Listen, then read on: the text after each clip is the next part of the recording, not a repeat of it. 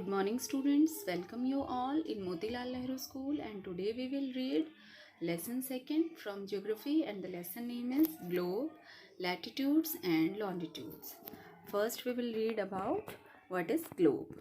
A replica of the earth. Globe को हम replica means model of the earth also can call planet. Everyone knows planet earth is the home of man. Means life is possible only the planet which name is earth. To understand it better, we need to find a true representation of it. We have read in the previous chapter that the earth is not a perfect sphere. Perfect sphere नहीं है, तो it can be best represented by a true model miniature form that is known as globe. Means earth like shape. जब हम अर्थ की reading लेना चाहते हैं, means earth को समझना चाहते हैं, तो उसके लिए हमें किसकी रिक्वायरमेंट है? ग्लोब की.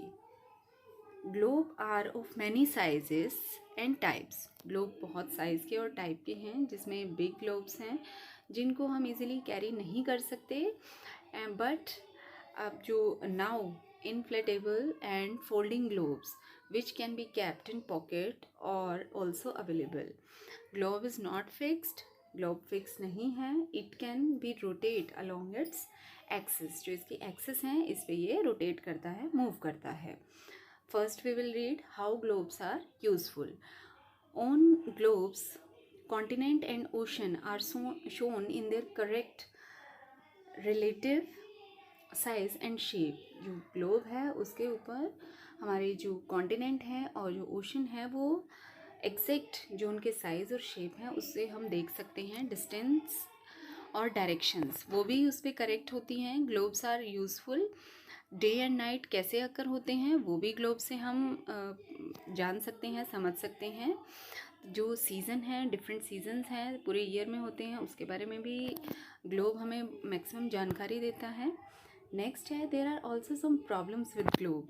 देर are certain problem with globe. It can not show too many detail of smaller areas. Smaller area की इसमें हम डिटेल नहीं ले सकते. इसमें हम बड़े बड़े जो हमारे कॉन्टिनेंट हैं, ओशन है, उनकी डिटेल ही हम उसमें ले सकते हैं. We can't get the information about vegetation, soil, climate, means of transport etcetera. Reference point on globe. Globe के ऊपर कौन कौन से पॉइंट्स हैं जिन्हें हम समझ सकते हैं, जिन्हें हम देख सकते हैं. तो बहुत डिफ़िकल्ट है क्योंकि ग्लोब का कोई जो हमारी अर्थ है उसके कॉर्नर नहीं है, उसके साइड्स नहीं है, उसकी कोई टॉप नहीं है, बॉटम नहीं है. दैट्स वाई ये प्रॉब्लम हो जाती है कि हम उसकी लोकेशन को कैसे पॉइंट आउट करें. इसके लिए हमें कुछ लाइंस हैं जो ग्लोब के ऊपर मेंशन की हुई होती हैं, जिनसे हम जो प्लेसेस हैं उनकी लोकेशन को फाइंड आउट कर सकते हैं. As we look at the globe, अगर हम ग्लोब की तरफ देखें तो हम what we will see, there is a needle fix to the globe. that this is actually an imaginary line which is called its axis. The earth rotate on it. The two ends of the axis called north pole and south pole. An imaginary line shown midway between the poles running west to east is called equator. जो west to east में जो lines हैं वो उसे क्या बोला जाता है? equator. The equator. Now we will discuss about latitude. Latitude is the angular distance of a place north or south of the equator. Latitude is measured in degree. 1 degree is divided into 60 equal parts and each part is called a minute. हर एक degree को 60 equal parts में divide किया गया है, जिसे minute बोला जाता है. और अ मिनट को भी आगे सब डिवाइड किया गया है किसमें? 60 इक्वल पार्ट्स में, और इन इक्वल पार्ट्स को बोला जाता है second. The value of a latitude is followed by the letter N और S. N is for north and S for is south equator. The latitude of equator is marked as 0 which you can see here. This equator is marked as 0 degree, while the north pole is 90 degree and the south pole is 90 degree south. Drawn at the interval of 1 degree, there are 90 parallels to the north of the equator and 90 parallel to the south of the equator. Hence there are how many total parallel lines are there? 181 on the earth. Next is there size of the parallels. The parallels are circles of varying length. The length of the parallel decreases gradually from the equator to the poles. The equator is longest parallel. The poles are just point, which you can see here. These lines are, here you can see these lines are small and equally they are next important parallels. The axis of the earth is inclined at the angle of 66.5 degree. It gives us important parallel apart from the equator, which is a great circle.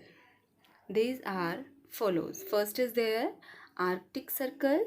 First you can see here Arctic Circle, then Tropic of Cancer, this is equator, next Tropic of Capricorn, and last is Antarctic Circle. First is there Tropic of Cancer. The Tropic of Cancer is 23.5 degree north in the northern hemisphere. It passes through the middle of our country. जो cancer वाली जो line है वो हमारी country के middle से पास करती है. Tropic of Capricorn. The tropic of Capricorn is 23.5 degree south. Cancer जो है वो नॉर्थ में है और जो कैप्रिकॉर्न है वो हमारे साउथ में है और वो कहाँ है? In the southern hemisphere. Arctic circle. The Arctic circle lies at 66.5 degree north of the equator, and Antarctic Circle कहाँ है? The Antarctic Circle lies at the 66.5 degree south of the equator. Now we will discuss about heat zones of the earth. The spherical shape of the earth causes different parts of the earth to be heated to different degrees. different degrees पे ये जो है heat zone को divide किया गया है. The region near the equator get more direct rays of the sun. जो equator के नज़दीक के जो क्षेत्र होंगे, एरियाज़ होंगे, वहाँ सन की रेज डायरेक्ट गिरेंगी. इट मीन्स वहाँ पे हीट ज़्यादा होगी. The direct rays are concentrated over a smaller area, so it eats up the earth more. तो ये एरिया कम है, इस वजह से ये ज़्यादा जगह को गर्म करते हैं. Away from the equator due to the curvature of the earth, the sun's rays strike the earth at an angle.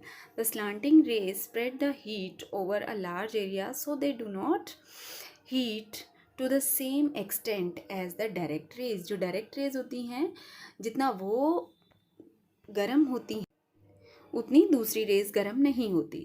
Next है on the basis of temperature, earth can be divided into 3 heat. First is there torrid zone, second temperate zone, and third is frigid zone. First is there torrid zone. Torrid means hot areas को torrid zone बोला जाता है.